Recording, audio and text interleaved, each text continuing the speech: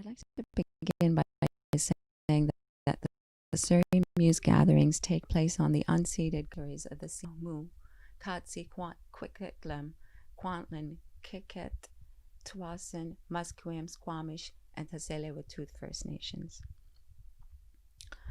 Surrey Muse gatherings feature a poet and an author and a performer, each for 20 minutes, and then we have 6 minutes for the open mic, and then we proceed with 3 to 5 minute pieces from the open mic participants to bring us to the end.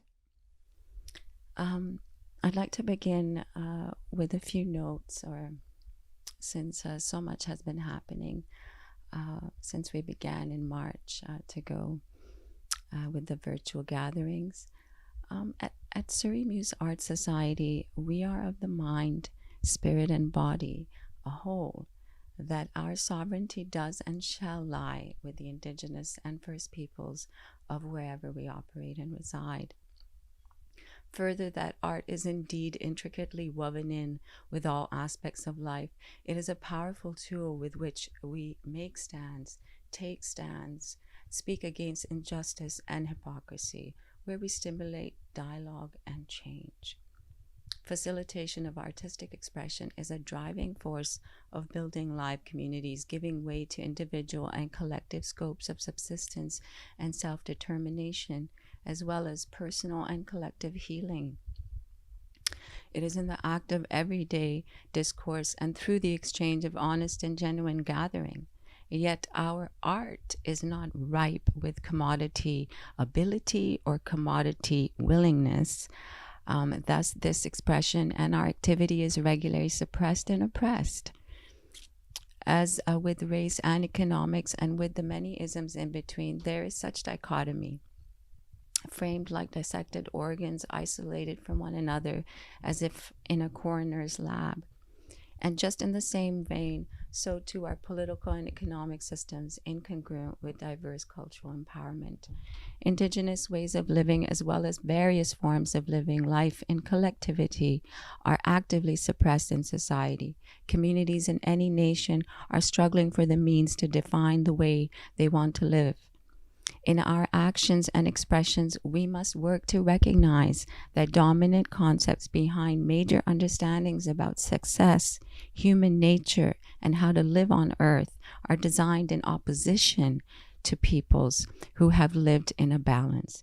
Any original nation, any community, class, race, village, family, child, individual that moves with this propensity to nurture life as a purpose in of itself is marked for danger. From all walks of life, we must dismantle this. We must hold space for learning from those of us who have fundamental knowledge on how to live on earth, where every being is in ecosystem and in a habitat, not as toxic and parasitic.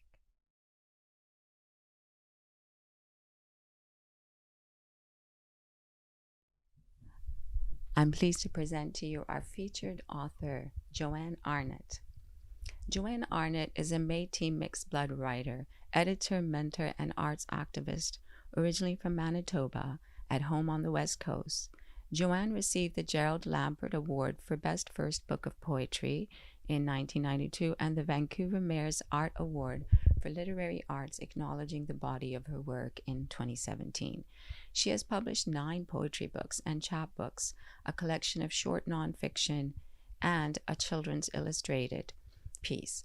Recent publications include her 3rd poetry chapbook, Pensive and Beyond, from Nomados Press in 2019, and the co-edited volume Honoring the Strength of Indian Women, Plays, Stories, and Poetry by Vera Manuel, through University of Manitoba Press in 2019. Joanne is a poetry mentor for the Writer's Studio at SFU and poetry editor for Event Magazine. Over the years, she has collaborated with many writers and artists, mounting literary events in Richmond, where she lives with her family, and working on a variety of publications with Richmond Writers Group, Aboriginal Writers Collective, West host an Asian Canadian writers workshop. Hi all, this is Joanne Arnett.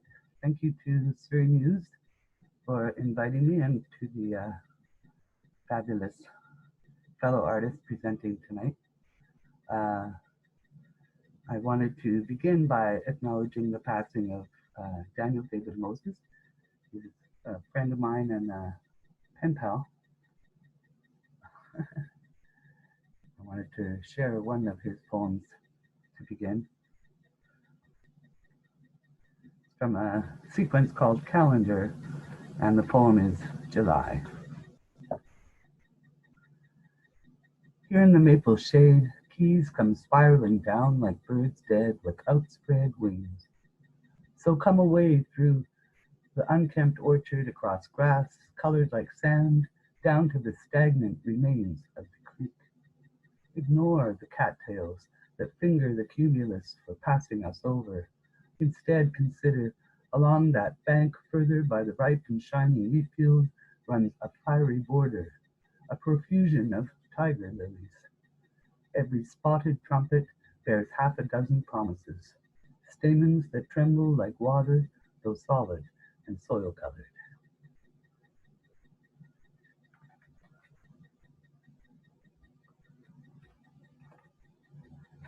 I'll share a few poems from my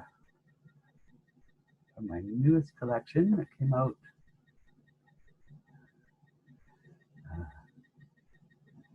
in December from Nomadov Press. It's a chapbook of poetry called Pensive and Beyond. And the themes of the chapbook are friendship and death, although not every poem is about those things. Love Song for Donda Hamchit. She dances into our lives, clear-eyed, sensitive, booming with joy.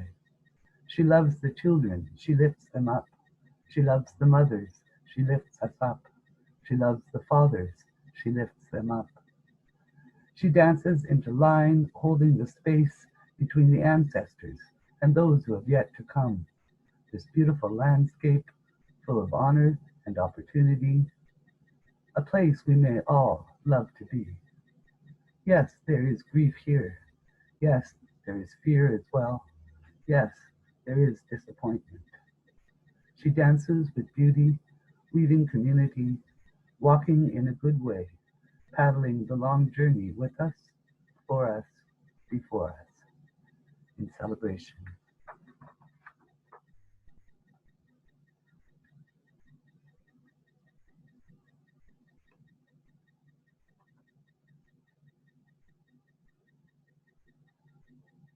Homage for Jamie Reed.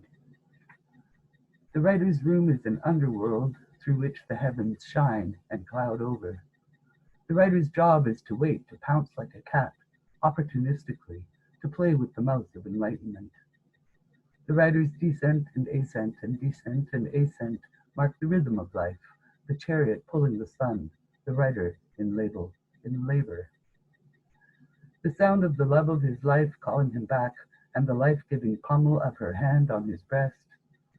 The vision of Tama, super station master of Wakayama Electric Railway's Kishigawa line, calico in waiting, her tilted station master's hat. Competing claims on the writer's senses, clear directions that cannot be synced, possible reasons for an unscheduled, rueful departure. Relational poetics from the man whose path was on fire, homages through fake poems, an arc of beauty, a riff of humanity.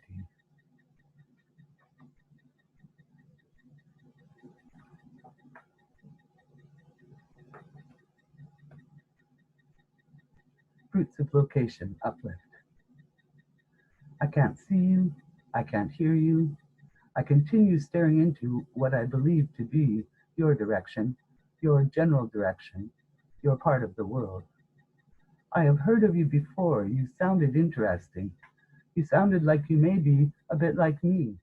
As I am a pauper, I thought perhaps that your words, your thoughts, and your feelings might be nourishing. I have been sending away the tentacles and the small, small birds of my wishes in your direction. I want to say, speak up, but concerns of obscuring the sound of your long-awaited voice prevent me. I have been sending away my proboscis, smell tasting for you, seeking. My dreams have been stirring. My dreams have sat with heavy haunches.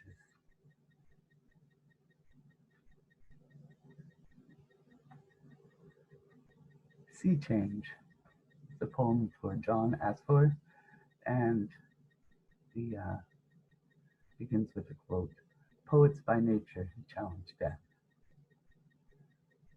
Death is a kind of silence, slowly overtaking us, the distance never breached, the hopes slowly eased out of view or snapped, startling. Passion flowing rhythmic, warm heat of cohabitation, you and me and you, the cradling of the other in the vast whole. Silence is a kind of death, slowly overtaking us, the chatter never slowed, the words rarely faltering, the plans strictly limited, improvisational.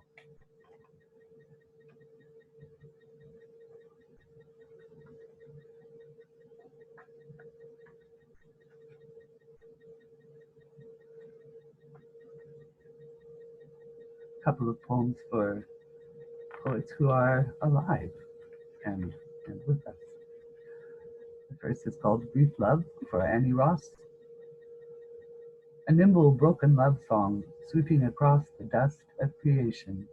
Weaving poem image, she asks why. She says, see this? She holds up her hands. In her hands we see the dust of creation, the creatures that grow from the soil. Under a hot historical sun, the rains fall from her fingertips.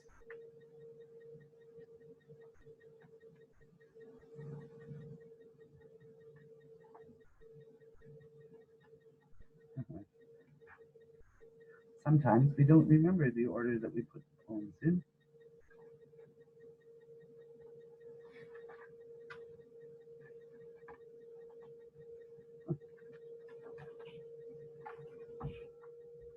There it is. It's a poem inspired by reading Goran Simic's,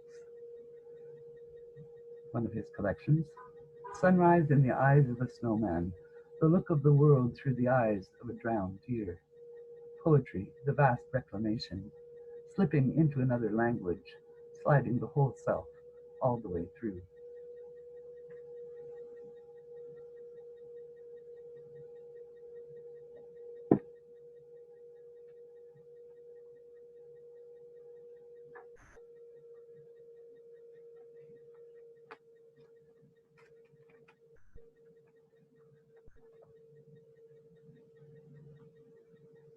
So here's a pair of poems that I wrote for a couple, a literary couple, originally from Iran and many years based in London, England.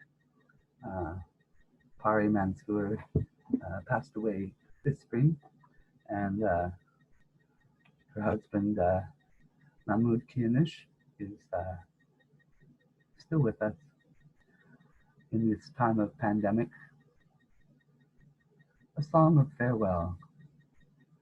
Fly free, rare bird of life, whose struggle into form and through and within form is almost done, this consecration, this lifetime.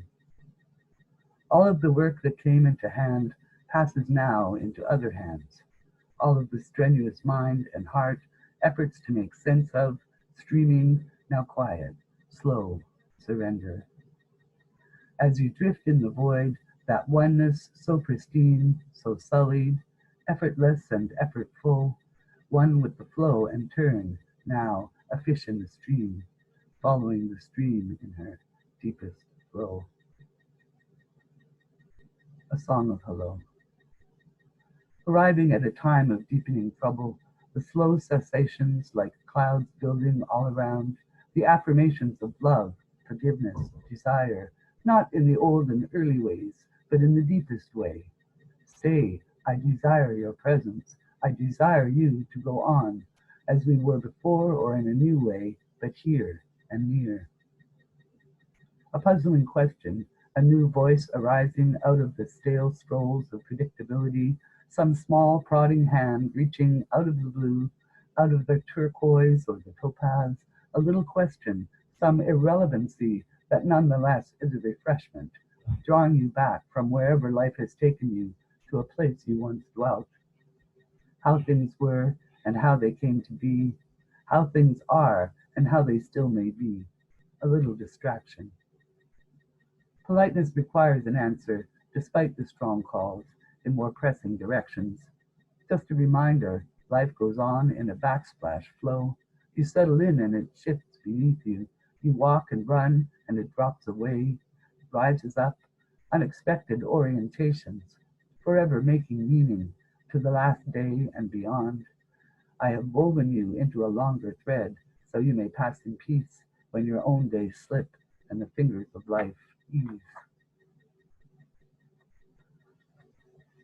So I think I contacted Mahmoud when I was researching love poetry. I came across an obscure, I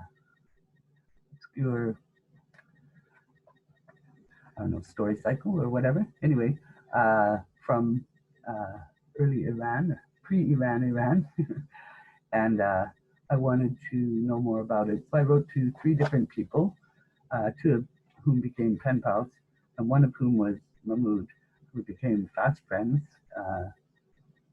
He adopted me as his daughter in poetry, and I likewise adopted him as my father in poetry.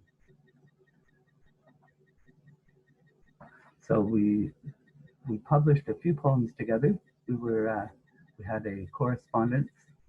We were sending one another poems quite a bit, and I kind of distilled it down to a short collection. Also, he makes very beautiful visual art based on photographs of bark and wood, which he then recolors, and that is an example of his Akashi on the cover of the chapbook. So I'll just read a few of my poems to him, and if you would like to read the full collection and see the art, you can Google, let's see, Joanne Arnett at adjacent pineapple. Pensive and beyond. In a quiet house, in a room where music plays, in a quiet heart, in a tumultuous, busy crossroads, in a quiet moment, in a moment poised at the top of the wave, in a quiet pen, in a pensive eye within a hurricane, in a quiet sweep of pen on page, in a sweeping move from never was to fully made. The scritch, scritch, scritch, sound of rich colors released in the world, the house or room, window or page, poem or bird, visited and revisited, flocks and migrations, the gift from the well of plenty, the gift from the unseen, the gift of return from that which was freely given, the gift. Some birds are angels. Long ago and far away. These are the keys to the places never returned to. These are the dreams of the child never born. The imaginary country siphons the blood of the real. Poems reincarnate. Look, she is a painting now.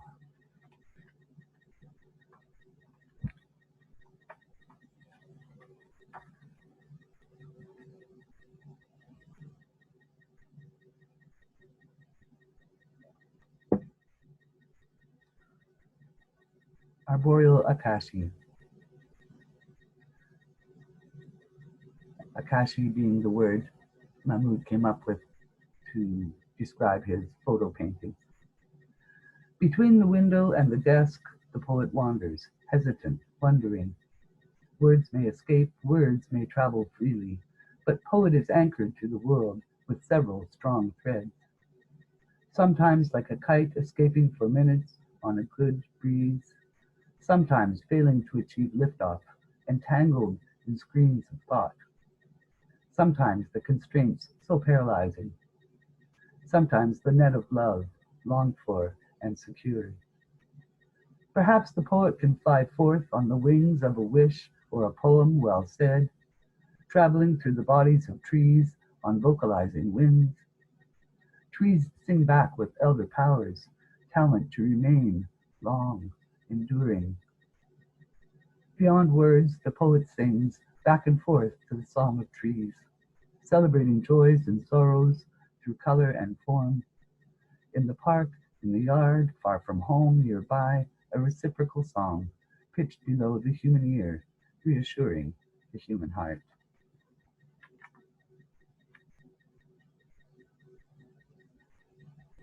My father in poetry. This is the last of the series for Mahmoud.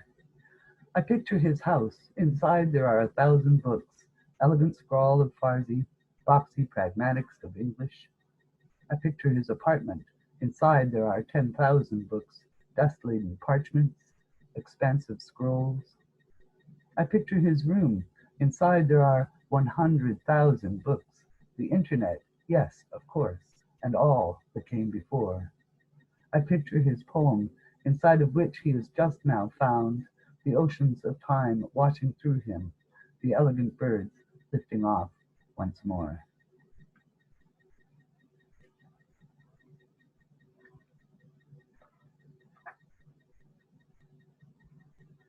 I think I'll close with one more poem.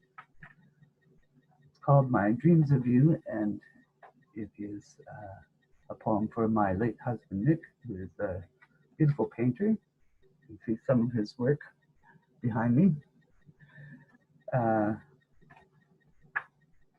I have been having a lot of visitations in my dreams from Nick and from other friends who have passed. Anyways, this poem is specifically about Nick, for Nick. My Dreams of You. Recently, we tend to have long, earnest conversations, discussing the needs of our kids, sharing our insights. For the first year or more, we would come together in happiness, and then you would suddenly die again and again and again. My heart lifts to see you. My mind is attacked by the reality I have seen, but cannot absorb easily, hammering the truth home. Long ago, I dreamt that we had a child, one eye blue, one eye brown. When we reconciled, we had 2 children, one blue-eyed, one brown-eyed. They danced on the table together, small bodies of delight. We have always been on again, off again, so much love, so much that stood in our way. This week I have woken up trying to remove the dirt from my mouth. So those are some of my more recent works since 2016. Thank you again, Fauzia, for inviting me, and I look forward to sharing the evening with all of you.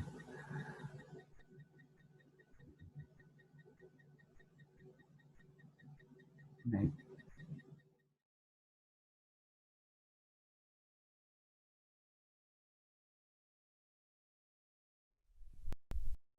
And now I'd like to present to you Jonina Keratin, our featured poetess.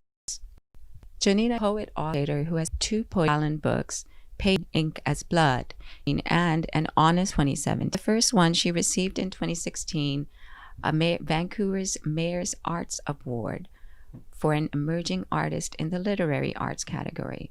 And the second collection was a finalist in the Dorothy Livesay Poetry Prize. Jonina was a member of Room Magazine's editorial board, the curator of their online news-related poetry series Turtle Island Response, and a co-founder of the reading series Indigenous Brilliance. She graduated in 2017 from the SFU Writers Studio and is a long-standing member of their advisory board. Jonina is a Red River Métis Icelandic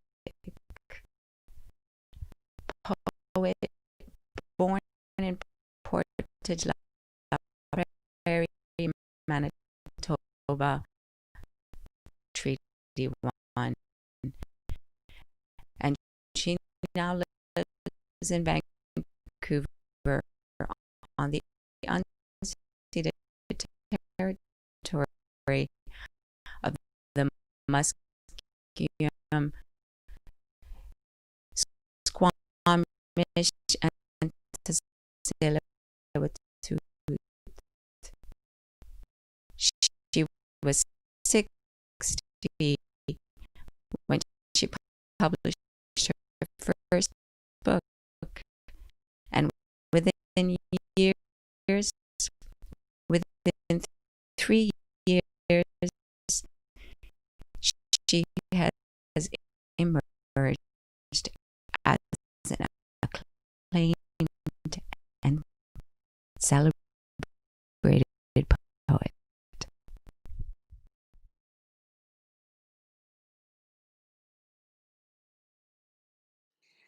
Hello, this is Yonita Curtin coming to you from New Westminster, ceded territory of Kwakwat Nations and other Coast Salish nations, including Stolo and Tsleil-Waututh, I believe.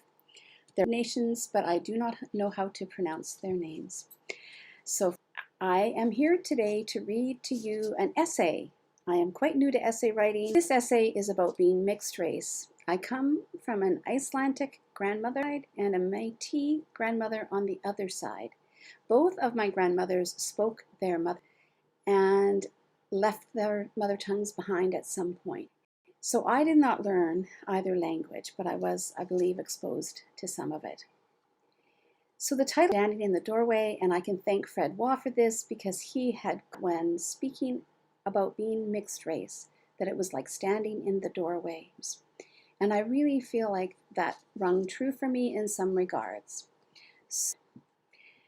Standing in the doorway. Many mixed-race children live in two worlds. Children of between, we sides, and often feel like weakers as we try to help understand one another. I come from two very different and carried the need to help each one another into childhood. Fred Waugh recent interview, I've spent at least writing on this. The standing in the doorway is that you can inside and out. I don't know that I could ever stand either side, as while standing, I am simply and destined to forever be. Experience is mixed, and yet my of each culture is strong. All my ancestors pull on me. I hear their calls and feel their. I am the doorway they. And in a sense, I am an unintentional closing. Intentional gatekeeper, closing. When I role, I became an invited way, one the weaving of both cultures. Like many family were well, most of them determined devotion to passing as French. Yet from a young age, I knew of my small self that this was, but it would take before I would fully understand been taken from me and why of my ancestry. At first, all I knew, body loved the woods, that it was very brown, and that inside I felt like I knew things that only a real Indian would know. I did not want to wear shoes, as I needed to feel the earth under my feet. I wanted my hair to be long and not styled, but my white mum wanted me to be like her, fashionable and put together. She wanted to prepare me for marriage, while I wanted sovereignty and the woods. I knew I was different than her sisters and her, who also loved fashion, who thought a good marriage was the best option for a girl child. I most related to my Métis dad, who I resembled. He too loved to dress up, as we called it in those days, but he had other sides to him. A complicated man and humble man who once appeared in the local Paw newspaper after bowling a perfect score. The title of the article was Mystery Man, as he had snuck out after the game was over because he did not want the attention. It was not until I began my genealogy searches that I understood that he truly was a mystery man, one with many secrets. I found this denial of who we were confusing, and at 14, after spending summer in the Paw, where I met a number of people from the local reserve, I decided to confront my family. I started with my mum, who told me, yes, your dad is part native. She added, he hates being native, as if to caution me from asking him about it. She followed that up with something like, besides, it's not that relevant. There's just one little Indian, as we said in those days, back there. So what difference does it make? I knew she was wrong, but just how wrong would not be revealed until I was in my 50s. I was determined, so went next to my grandma Rose and her sister, who we called Aunt Eva. Both of them shook uncontrollably as their bodies were overtaken with fear that I had never seen or felt in them in the past. They both quickly blurted out denials. My grandma said, no, we're French. Many years later, I would tell my father that I had learned from his cousin that his mother, Grandma Rose, and her sister, Aunt Eva, used to speak Michif, to which he replied, oh, no. He thought they were speaking French. Or so he said. What my father knew or did not know has always been a mystery. Looking back, I suspect he had a secret life without us. I see now that he had many Métis friends, some of whom he would hang out with in Portage-la-Prairie, where both he and I were born. And then, when we lived in Goose Bay, Labrador, he preferred to play hockey with the Happy Valley Indigenous team, even though his co-workers all played for the officers on the base. I think back on the last names of his friends, their slick black hair. Men greased their hair in those days. All well-dressed, handsome men. I have wondered if it was these confusing messages about my own identity as a mixed-race woman that sent me into the arms of my first two husbands. Both were from immigrant families who were very rooted in their mother tongues and culture. My first husband, Paul, was German. His father had escaped from the Cold War His father had escaped from the Cold War in East Berlin and the clutches of the Nazi youth groups that he was being pressured to join. His mother was from West Berlin, both clearly traumatized by what they had experienced in their home country. My second husband, Emilio, was Italian and had played professional hockey in Italy. In both instances, my mother-in-laws were stay-at-home mums who preferred their mother tongues but spoke English well enough for us to converse. Both of my fathers-in-law worked in jobs that required them to be more fluent in English, but even so, I could always feel the hesitation whenever they spoke this language. I could not help but notice how much more animated they were when they spoke their mother tongues. Even though I did not understand what they were saying, it was always delightful to watch and listen to them. Unlike my family, they knew their language and their culture. They knew who they came from. They knew who they were. Neither marriage lasted very long. Apparently, I was good at finding men to marry, but once there, I had no idea what to do. Both times I changed my last name when married, and once divorced, I went back to my maiden name, Curtin, which I still carry to this day. There is so much in a name. My last name, Curtin, is English. Yep, I am English, French, Scottish, Irish, Icelandic, and Swampy Cree, Ojibwe, Sakani, and who knows what else. My first name is Jonina, which is my Icelandic grandmother's name, but for some reason my parents decided to name me one thing but call me another. They said it was because it felt strange to call a baby Jonina, and my mother didn't believe in shortening names. I had to go by my middle name, Lynn. Knowing what I know now, I'm pretty sure they just didn't want me to have a foreign name, especially since my white mum was already being asked where she got me. When I reclaimed my name at 33, I did not use the accents and decided to forego the correct pronunciation as I kept getting mistaken for Spanish. It was easier to just say it as a J as one would in English, not Icelandic. By that time, I was so tired of being misidentified and asked what I was. At 40, I decided to once again sort out my ancestry. Since my family was not willing to share the truth with me, I used genealogy searches through the Saskatchewan Métis Nation, where my cousin was an enumerator.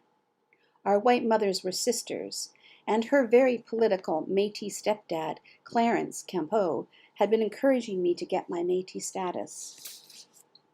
When I received written confirmation that my grandmother Rose was indeed Métis, I wept. It was such a relief to see it written down. Even though I'd had enough information to claim Métis status, I wanted more details. The St. Boniface Historical Society could provide this, but only if I could convince my father to sign the necessary paperwork for me to get my grandmother's birth certificate and marriage certificate. Given my father's resistance to claiming his Indigenous ancestry, I knew this could be a challenge. It was my dear friend Laurie that managed to get him to sign. We both knew he could never say no to her. It was some time before it became clear that my English grandfather, Rose's dead husband, was also Métis. So much for the one little Indian theory. The French side had arrived in 1680 and moved across Canada, marrying locally. There were lots of Indigenous folk. Some signed half-breed treaties, and one 3 times great-grandfather, one 3 times great-grandfather, Jean Baptiste Boucher, also known as Wakan, a mixed-blood Swampy Cree, had been Simon Fraser's interpreter and guide when he came to BC. He spoke many languages, Indigenous and non-Indigenous. His role at Fort St. James is listed as enforcer. My feelings about him and all in my lineage who had a role in the settling of Canada are complicated. My more romantic ideas about being Indigenous were shaken, but it was too late now. I had to keep going. I had to understand why every time I heard someone speak Michif or Cree, I wanted to go sit on their knee. And yet, if I try to speak Michif, my tongue becomes thick with fear. I have a poem, a little excerpt in this piece. I can feel that Michif sleeps on my tongue. Within this body, filled with the memory of my grandmother, her body a shaking tent, electrified by men in white coats. Treatment intended to simplify her ways, to remove the longing passed to me. Now she is gone, left without telling the words she grew up with, silenced by the need to raise 4 children as French.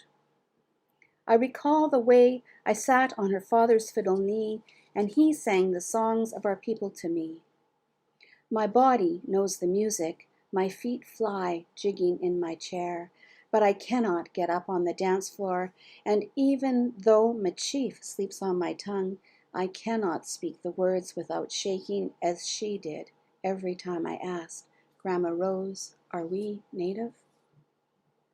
This poem takes poetic license by blending the fact that my father's cousin had told me that I used to sit on my great-grandfather's knee while he sang songs to me in Michif, and the undeniable feeling that my body must have remembered these precious times with him.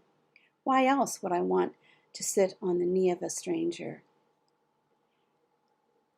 Language lands deeply inside us.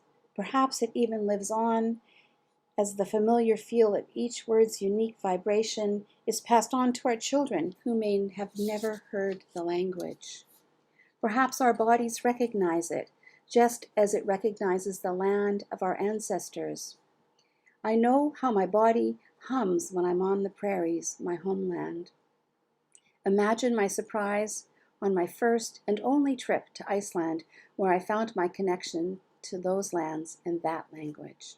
Again, a little poem, an excerpt. It's titled, I'm in Iceland, Darling.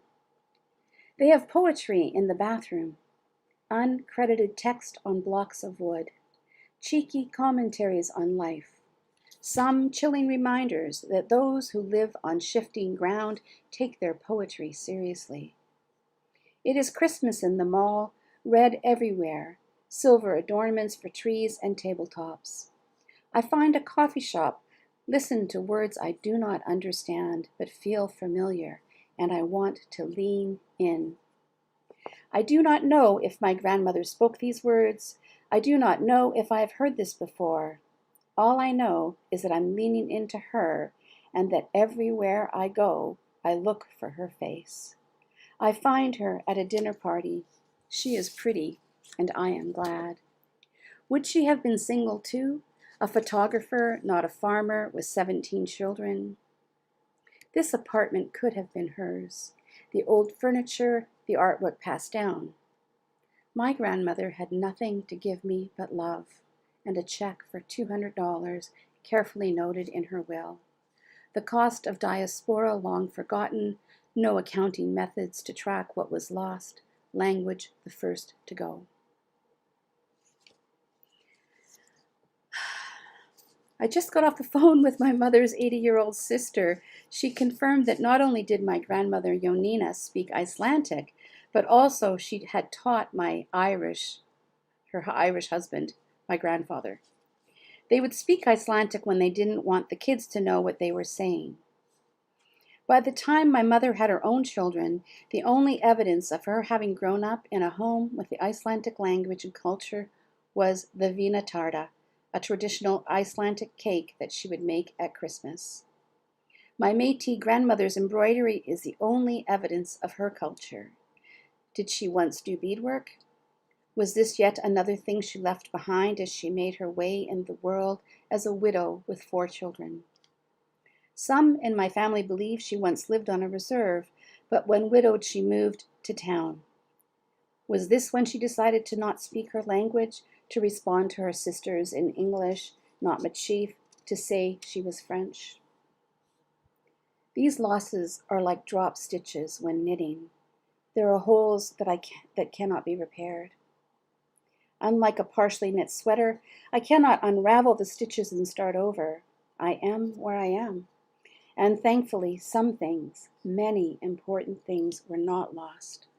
I am a weaving of 2 very different cultures. Despite the loss of language,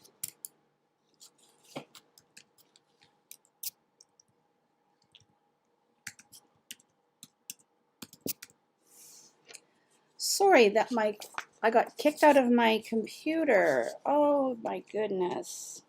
I'm going to start that part over again. These losses are like the drop stitches when knitting. There are holes that cannot be repaired. Unlike a partially knit sweater, I cannot unravel the stitches and start over. I am where I am. And thankfully, some things, many important things, were not lost. I am a weaving of 2 different cultures. Despite the loss of language, the values and teachings were conveyed to me. Both of my parents embodied the worldviews that their parents, my grandparents, carried. Whether or not they were articulated, they do live on in me. I have always been between the wombs of my grandmothers, offered 2 worlds. I am also the doorway my son came through. He too has lived in 2 worlds and lives between the wombs of his grandmothers. He too stands in the doorway. He too will be the door, opening and closing, as he makes his way in this world as a mixed blood. Oh, my goodness. I'm sorry about that. It's so frustrating. I'm almost done the reading, so I don't really want to have to start over again. My computer decided to shut down and take a little rest. I guess it thought we weren't doing anything, but we were filming. Anyway, I want to thank everyone again, the organizers, for having me, and for anyone and everyone who has worked with me and helped me along the way as a writer. One of those people is Joanne Arnett, who you will also be hearing from today. She has been a dear mentor to me, and I want to offer thanks to her as one of my poet elders. Anyway, blessings to you all and all my relations.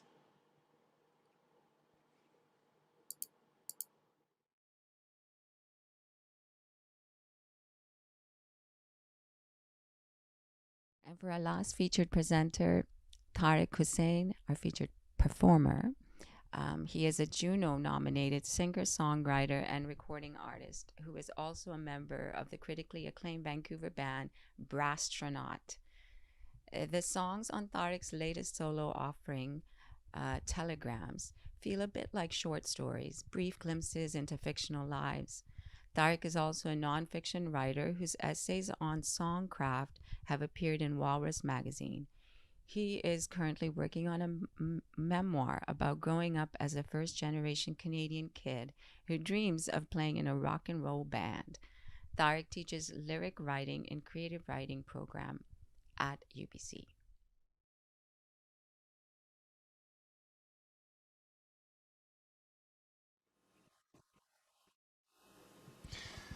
Hello, everybody. How's it going? My name is Tarek. Nice to be here on the Surrey Muse event. Thank you to Fazia for inviting me, and looking forward to just sitting here in my little spot that I normally do and playing some songs for you. I'm just clicking through to make sure my audio stuff's looking right. I think so. Got mics going. Okay.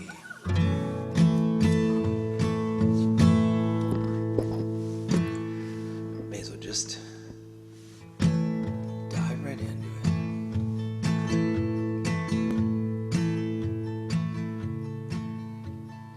It started with a buzzing feeling. It turned into a ringing sound. So I fired up the headbolt heater, headed on into town. There was snow burning up in the headlights, and a cross on the side of the hill looked as cold as the steel in my right leg that I keep beneath the windowsill. Now I still get letters from some friends in the army, forwarded from my last address. Sometimes when I'm out feeding the horses, I feel something rising up in my chest, and I could drive through the night to see you. I could fly to England or France, or just slow down as I'm passing the schoolhouse. If you're finished teaching your night class, oh,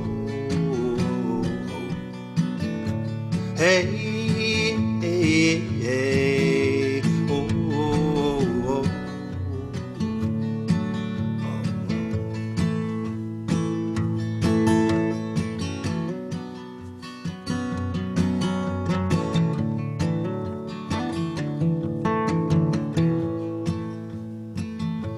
I keep my one glass eye in a bottle. It's always staring at me from the shelf. Talk about seeing your own reflection reflected back on yourself. But I'm not sorry I saw you, but I'm going back down that Coca-Cola highway low, 'cause the horses will be needing their road soon, and I'm sensing you got places to go. Hey, hey, hey, oh. Lately I've been having the same dream. I'm falling out of the sky. I pull you up into my saddle and we ride on through the night. Lately I've been having the same dream. I'm falling out of the sky. I pull you up into my saddle and we ride on through the night. Oh, I'm having the same dream. I'm falling out of the sky. I pull you up into my saddle and we ride on through the night, through the night, through the night.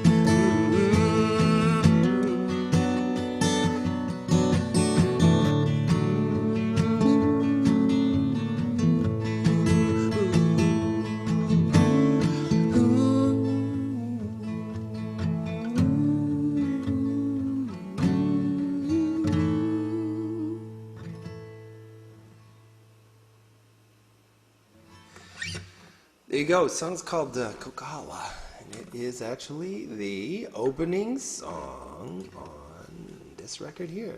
That's what I'm playing a bunch of songs from this record called Telegrams, which I put out probably about 1 year ago. We had a nice album release show here in the city, and at the Culch. Loved that place. Beautiful old theater. That was something else. So keeping the songs alive and well. Still feels fun to play them on the guitar. It's always a good sign.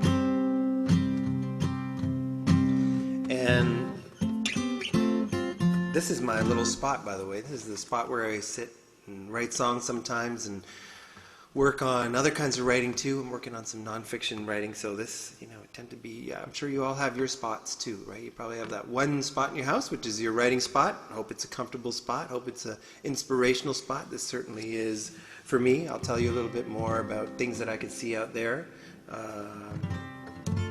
Characters that drift by my window, but we'll talk about that after. But here's a song about writing, or about a writer who is struggling to write. And of course, aren't we all struggling to write? This writer in this particular narrative might be a little bit misguided, perhaps about his abilities or potential for success, but that's okay. He can still be in this song. In fact, he is in a short story, which is where I first met this character, in a Laurie Moore short story called Visa d'Arte, about a struggling playwright. And I thought, well, why don't I put that struggling playwright in a song? Put a few chords around him and see how he fares here. So here's a song called First Draft.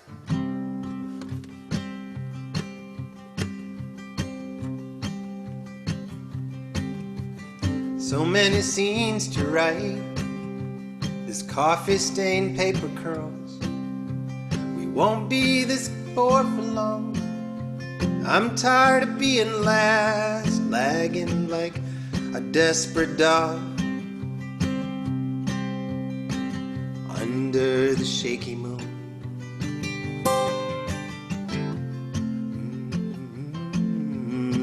Howling tunes. Now the water keeps backing up to the sink in the tub. So I'll call the landlord soon. And if he don't come, well then I'll call the plumber.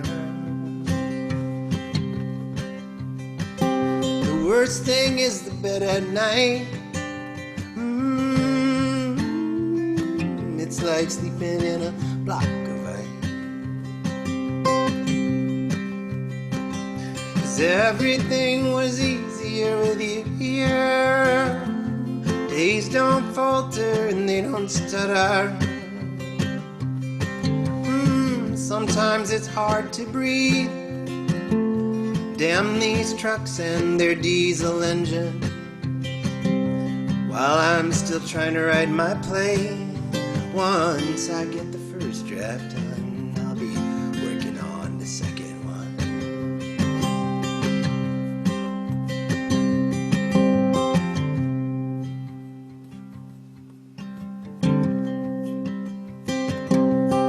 Can't make the plot turn back, or the third act just won't seem real. How's life on the Upper West Side? Someday I'll move there with you. Someday I promise, baby. By then I'll have my own marquee. And then the golden lights will blink at me. Everything was easier with you here. Days don't falter and they don't stutter. Oh, sometimes it's hard to breathe. Damn these trucks and their diesel engine.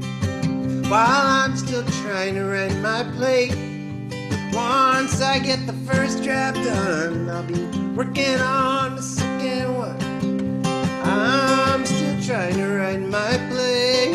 Once I get the first draft done, I'll be working on the second one.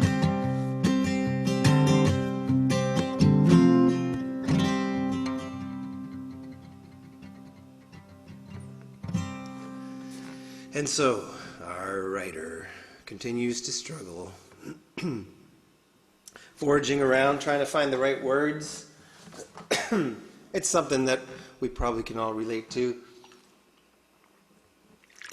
Just having a little water here, keep things. Boy. Yeah. Coughing sounds real interesting when you got reverb going with it at the same time, doesn't it? Okay, what are we going to do next?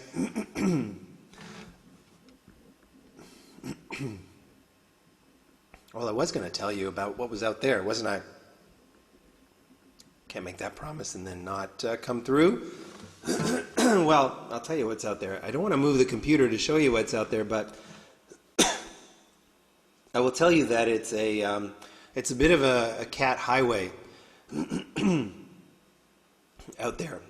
The cats go through. I've kind of a couple of French doors here, and the cats just, they wander through. The neighborhood cats. There's 3 or 4 different ones. I'm trying to find a picture of what they do because they sit there and they stare into my window at me.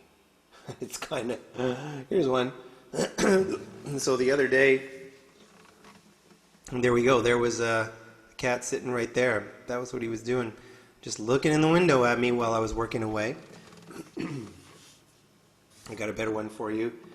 There's another guy who's also really interesting. This one. How do you like that guy? Yeah. So he was there as well on a different day. I just happened to look up and boom, I catch those little yellow eyes just looking at me through the window. It's kind of hilarious. So I've had a history of running with these cats over the years. I think there's been different ones.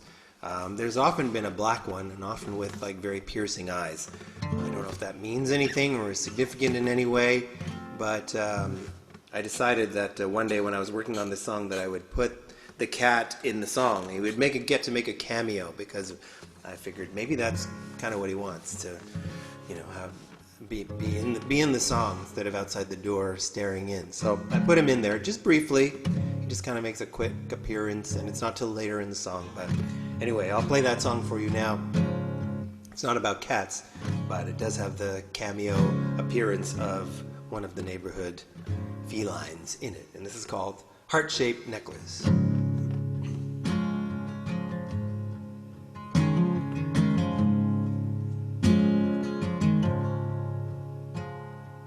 Well, the night's burning off like a candle while we're out here collecting stars. You keep calling out, oh, I saw another one fall, but I haven't seen anything fallen so far. But when I do, I'll be certain to tell you. Until then, I am keeping your name safe behind this cracked bullseye window. Sometimes at night it lets in the rain. Sometimes it lets in the rain. While your mother recites from a prayer book, I learned of your mysteries there on a blanket of leaves in a forest. Pieces of sunlight fell out of your hair. Then you took out your smoking tobacco. You said this kind's not so bad for your health. And I studied the arc of your fingers, rolling up paper into the shape of a barrel. Yeah, paper in the shape of a barrel. Well, so long, you fake heart-shaped necklace, you said as you blew in your hands before you threw it into the ocean. You said I could be your man. You said I could be your man.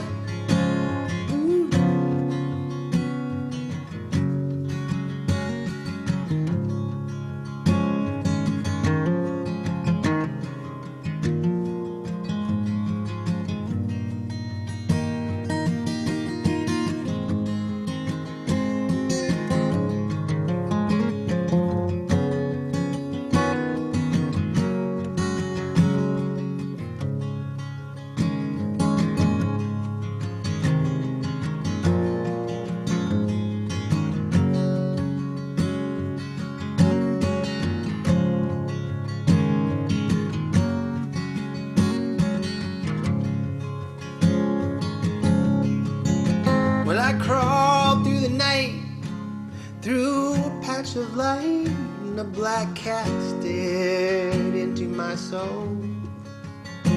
Now past the farm to a burned out barn, the babies cried out from their satellite burrows, and the last thing you said resembled a prayer, and you took off your clothes and you cut off your hair.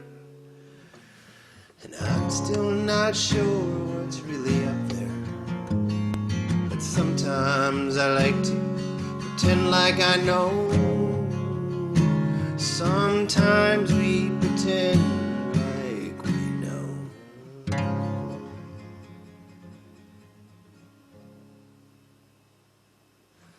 So that's a song called Heart-Shaped Necklace. Thank you so much.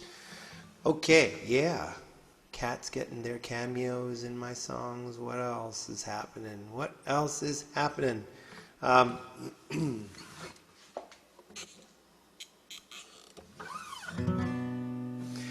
of me feels a little like I'm in a radio studio, because I used to do radio shows at CBC, and there was that funny thing where you're actually you are talking to people, but it's the radio, and so you don't get a immediate reaction. You don't really know who's listening. You tell a joke, you hope somebody laughs. You're not really sure what it is. There was like blogs, and there was some interactive things, so you did get a sense of people being out there. But a lot of times, even when you were doing your live show, you would be doing exactly what I'm kind of doing here, talking into a mic and not necessarily knowing what was who was on the receiving end of it.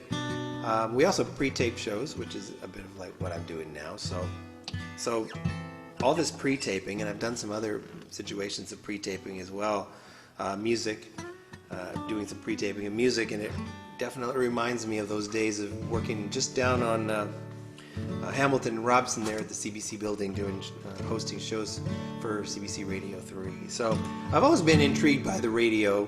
I kind of got my first music education through the radio. In fact, a small pocket radio that my mom gave to me, and I listened to that and got schooled on the pop hits of the time, and got very intrigued and interested in music via the radio. It's kind of it's sort of an old school thing, but so I still, I don't listen to the radio as much, and I don't have a car, so I don't drive around listening to the radio, but I do have a little clock radio in the bedroom that sometimes I'll just flick on, and it really sort of feels kind of nostalgic in that way. Of course, I listen to podcasts and other things digitally, but there's something about the old terrestrial radio. So here's a bit of an anthem to the old terrestrial radio, the one that sits on your kitchen counter, and you pull out those antennae to pick up the stations.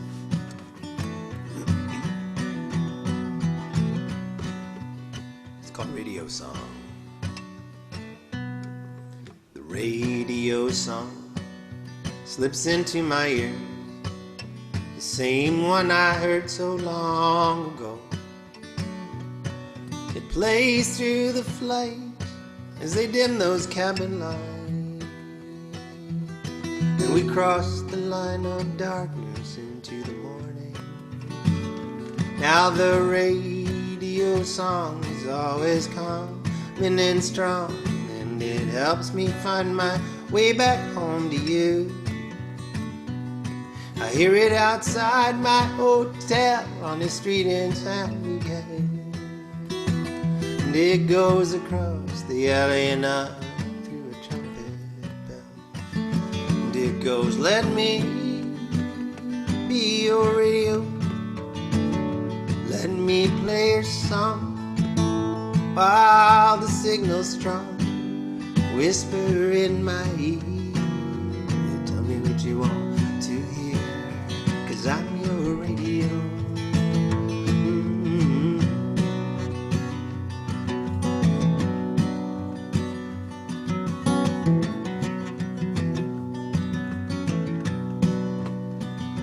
Because the radio song is leading the way. Some people say it's Jesus, some people say it ain't. maybe what they're hearing is not the same thing that I hear in this barroom in Oahu. When I think of you, my dear, I think let me be your radio. Let me play your song while the signals stroke, whisper in my ear and tell me what you want to hear, 'cause I'm your radio.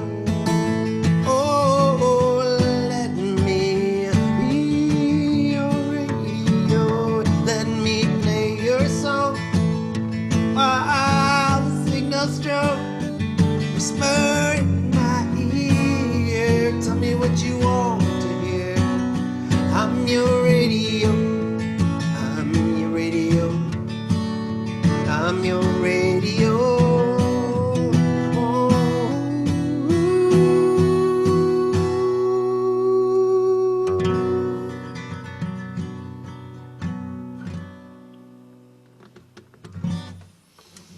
All right, a little bit of a radio love, radio song there for you. Hope you're all doing well. Thank you again for Surrey Muse and Fozzie for inviting me to be part of this event. And I know we were, technically supposed to all be doing it all live and all that, but we can make, we can make the radio waves transfer somehow. We can get those signals out there digitally while we have to, and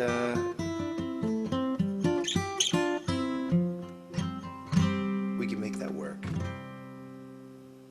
So I think I'll do one more song for you from the Telegrams record, and hope to be able to see you sometime down the line. In the meantime, if you want to hear more of the songs off the Telegram records, it's up there on the old streaming sites like your Spotify's and your Apple Music's, and also findable on Bandcamp and SoundCloud, and my own website as well. So I think maybe we'll post some links or something, rather than me trying to say links on the video form. It's not going to be that useful, I don't think. So probably better that other way. So I'm going to end on a song that's maybe a little bit of a apocalyptic kind of song. I think that's what I had in mind when I was writing this, sort of imagining that movie scene, end of the world in the movie scene,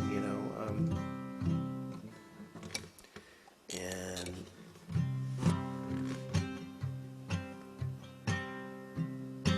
all right. Thank you again. Let's try it out. This is called Crooked Mouth.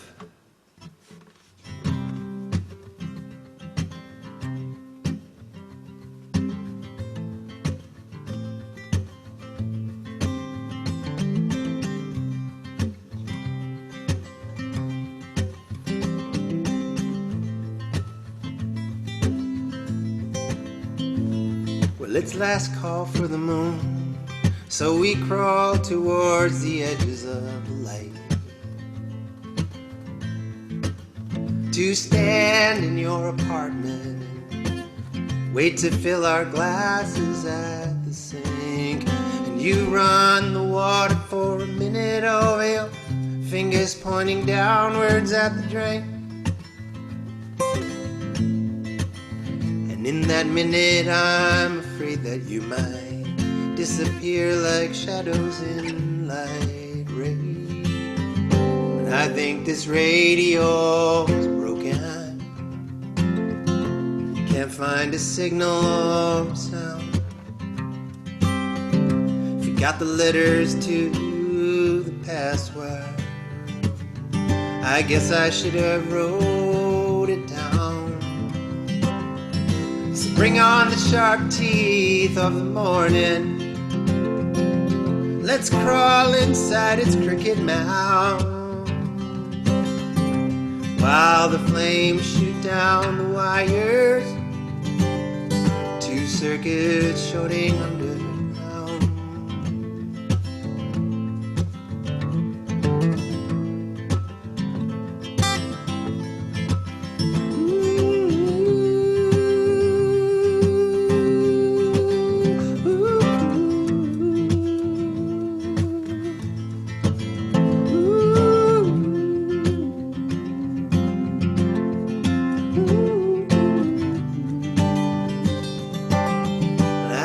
think this radio's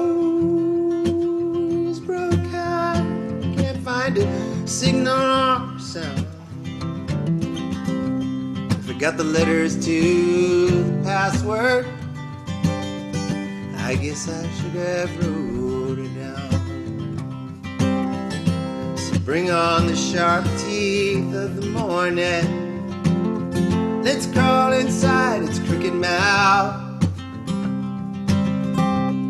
while the flames shoot down the wire. 2 circuits shorting underground. Well, it's last call for the moon. Too soon to be returning to the place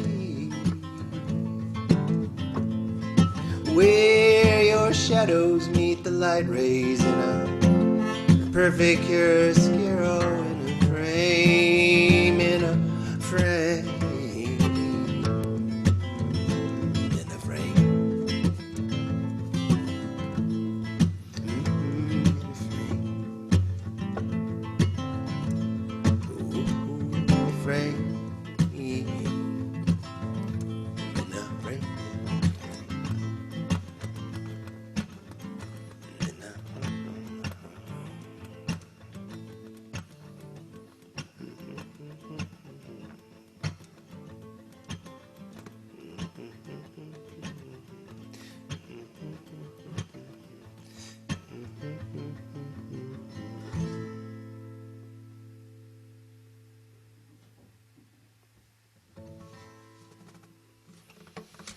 This one called Crooked Mouth.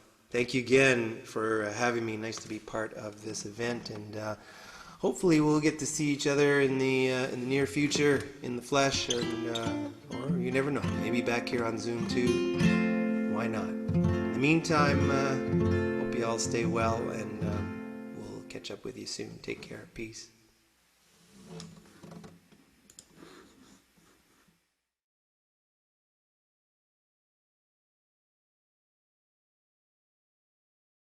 And now for our open mic session.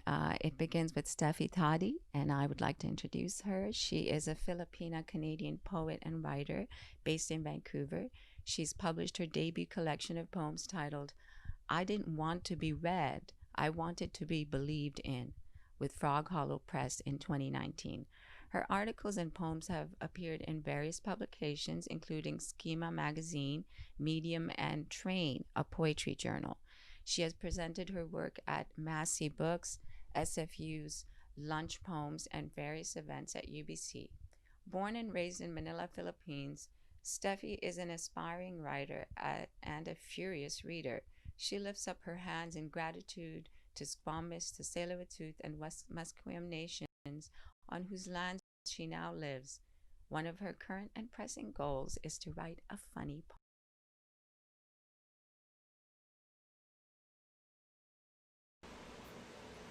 Hi everyone, I am Steffi. Good evening. I'm very grateful to be part of this reading series alongside Yonina, Joanne, Tarek, and Mariam. I must admit it hasn't been easy to feel buoyant during these times, but I find that whenever I'm with artists and I get to hear people's stories and incredible voices, I do find a lot of strength and hope for the work before us. So yeah, tonight I will be sharing 3 new-ish poems, and the first one is called Prayer at Red Gate. If God were a DJ, I'd ask her how she spins and moves the needle. I don't detest the lightning in her tracks, but something in me yearns to know what a bolt is for, before the earth I am made of disappears underneath the jazz-dappled streets, my joints and seams touching the rusted trumpets, saxophones, and cymbals. The point is to live. It all belongs. The poet I look up to writes and wrote for how many years, listening with his whole body, a bounce off an orange rim, the swish before the shot, nothing short of miraculous. What I wish for myself, I wish with both my arms for you, a confetti blessing I wish I dove and shimmied towards. I grew up in a house with a lot of sports and music and also faith. And I think now, as a grown up, and these times, I was trying to find a way to metabolize all of that. And I hope my intention for the poem was for it to be a sort of honest gesture towards being more open to receive their joy that's in front of me. The second poem I will be sharing is called Pre-Existing Conditions. When the teacher said that the tragic and the comic are parts of the same whole, I laughed. More than 500 years ago, Spain and Portugal divided the world in half, so it was not uncommon to hear, "I own half of you." I am laughing, so I won't cry. Like a headstrong historian, I wanted to probe what centuries of being owned catapults into a psyche, but spending time as a function of money in a city that unroofs as often as it rains, just plug in entities to replace Spain and Portugal for the moment, and most likely the hustle leaves you a husk. Facing the bathroom mirror, say subservience, a pill on the counter you swallow before daybreak. Subservience, subservience, subservience, subservience, until you arrive at subversive. Over and over across Mountain View Cemetery, over and over on Marple, over and over on Cessnam, propped up on a lazy boy and gazing at Monterona's paintings in the basement of a graying house on living land that refused to be sold, I dreamt of coconuts smashed and smashing on the ground.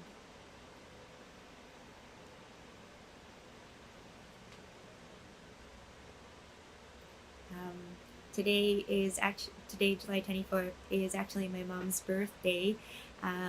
Happy birthday, Mom, if you're watching. My mom lives in Manila, and I'm here in Vancouver. And I think being a migrant and a settler means that, like, you have your heart and your brain in many different places. And I wrote this last poem that I want to share with my mom in mind. So I will just try to adjust, sorry, so I can see. Okay. Where we meet. On the train ride from Richmond Brick House to City Center, an elderly woman took out a miniature tub of petroleum jelly from her purse and lined her fingers with its grease, massaging the space between her thumb and index, the middle finger down to the pinky. I don't know why I kept staring, as if I had to memorize the fine print of a moving photograph, one I would need at some point, like that time I saw two women walking hurriedly towards each other inside a packed movie house and hugged.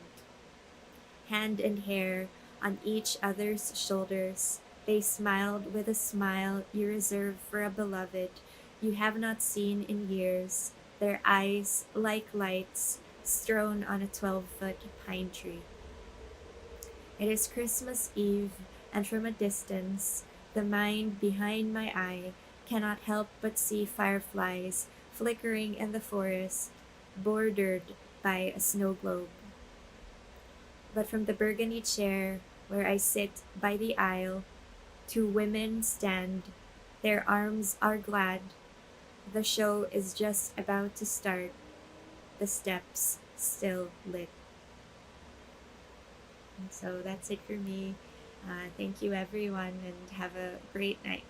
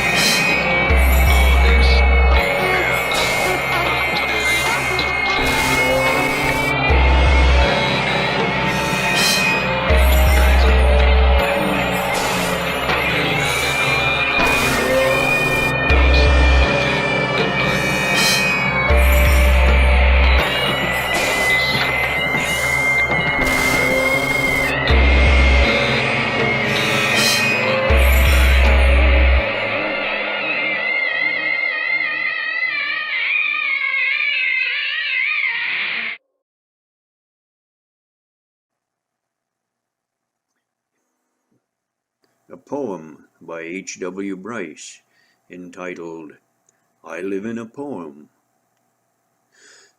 I live in a poem. This is my comfort zone. Here are the daffodils and the daisies and the roses, the chrysanthemums.